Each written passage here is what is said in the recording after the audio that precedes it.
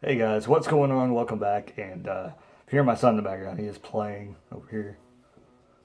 He's watching Blippi. So if you know what my life is right now. But hey, welcome to Brad Tragic, and I wanted to do a video today. It's kind of different. It's kind of what you haven't heard from me, man, but I think it's a different way I'm going to be doing things from now on.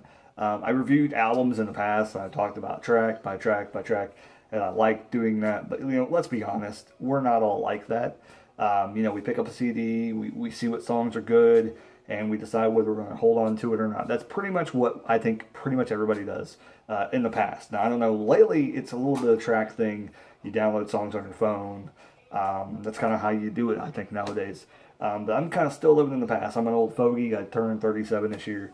I'm getting up there. But I have started to go buy CDs again. I did point that out. I had a collection video a while back that's really, really dark and grainy, probably looks like.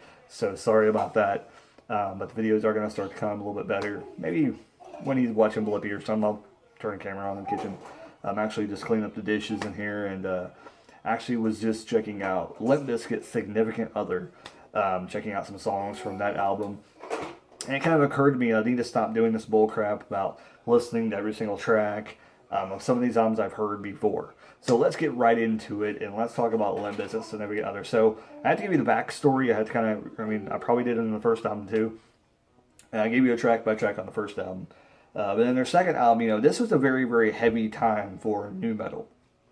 It was at the very beginning, and people were starting to, um, you know, starting to get into things. And the mainstream was like, oh, this is awesome. So Limp Bizkit has a huge head right now.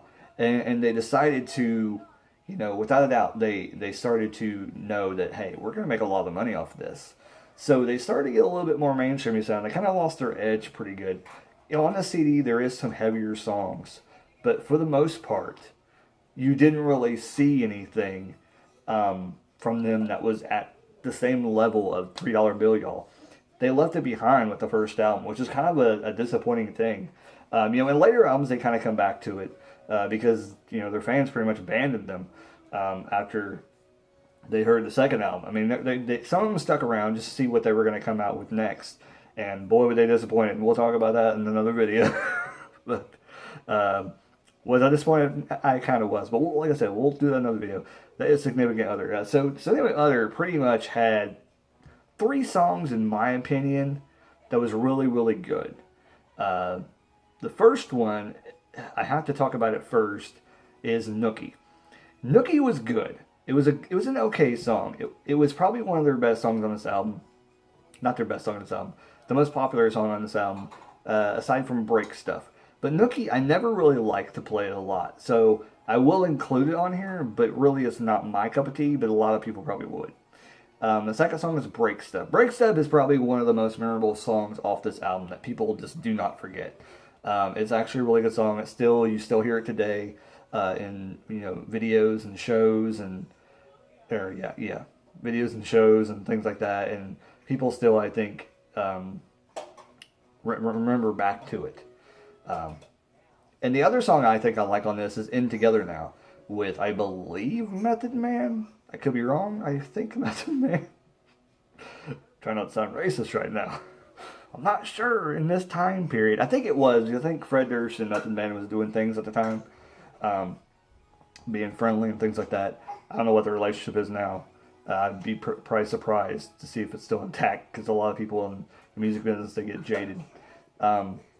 But yeah, those three songs are pretty good. Now, there are some other songs that's not too bad. I think he has a song called Unbroken. I think that's the one with Jonathan Davis.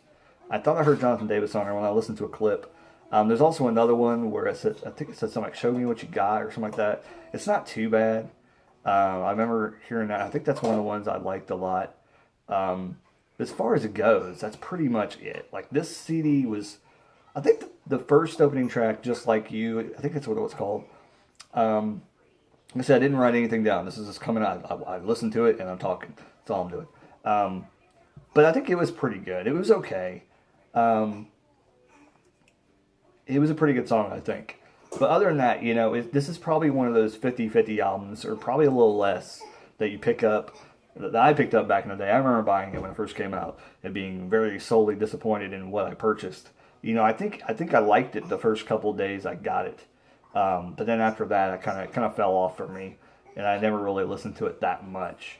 Um, that's saying much. I mean, the next album's probably about the same, to be completely honest, but I think you kind of knew the direction they were going at that point. Um, and that's when they're I think their popularity kind of waned a little bit after the third album came out, when people actually found out that they're not going back to the way it used to be. So, like I said, this is kind of the last album that you hear kind of heavier stuff until later on, in their, I think, fifth album they started doing more stuff that, Golden Cobra, I think, was one of the first times they ever really revisited where they came from, and started doing some really cool songs. It kind of really showed what Limp Bizkit could do, from $3 Y'all. If you didn't check out that review, definitely check it out. It's one of Limp Bizkit's best albums. It has to be.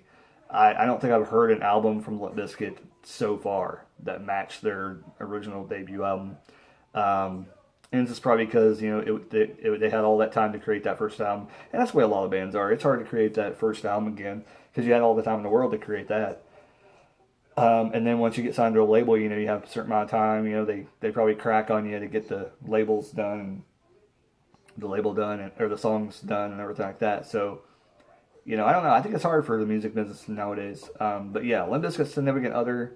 I would definitely, if you're a fan of Limp Bizkit, if you can find it cheap, pick it up. But I'm not spending a lot of money. If I ever want to pick the album up again, I wouldn't spend more than $1 on it, like a physical CD. There's no way. If I kind of in a bundle, maybe I throw a few more dollars at it. But it's not an album I'm going to pay an absorbent amount. Like if I see it at Walmart for like $10 or $5, I wouldn't even pay that. Like I would definitely not pay that price for it. I would definitely look for a used copy because we don't need any more copies of Significant Other out there. We're good. Honestly, I would just recommend downloading the tracks. Check it out on Spotify. Check it out on, YouTube. Check out some of the tracks off of it. I'm sure like all those songs are on YouTube. You can check out and figure out which ones you like. I mean, pretty much I think the songs I picked out probably are the ones that you're probably gonna enjoy if you like Limp Bizkit. Some people just don't like them. They never liked them. They like their first. A lot of people will like the first album, but that's as far as it goes. But if you somewhat like new metal, you may like a few other tracks off their other albums. So definitely worth listening to. There are some good songs. There's some great quotes in these songs that you hear my son in the background. Anyways, that's all I gotta say about Significant Other, Limp Bizkit. Overall, like I said, 50-50 kind of album. It's one of those albums where you're gonna pick up and probably be very, very disappointed in what you picked up, and probably won't listen to it very long. It's one of those albums. But did I like Limp Bizkit back in the day? Yes, I was a huge fan of Limp Bizkit. I followed them up until Chocolate Starfish and the Hot Dog Flavored Water. Yeah, if you didn't know, that's the name of their third album. I don't know. Don't ask me. Anyways, like, comment, subscribe, all that good jazz. Hope you guys had a great day. Hope you guys are doing awesome. Like I said, I'm kind of, as you noticed, I'm kind of limiting my videos going out weekly. So if you guys enjoyed the video for today, let me know any CDs you'd like me to check out and give you my review on it, like I'm doing currently. And the kid's crying, so I got to end the video. Like, comment, subscribe, all that good jazz. I'll catch you guys later. I don't know how I was going to go there. Anyways, yeah, keep rocking and keep on listening to Limp Bizkit. Well, try. Yeah.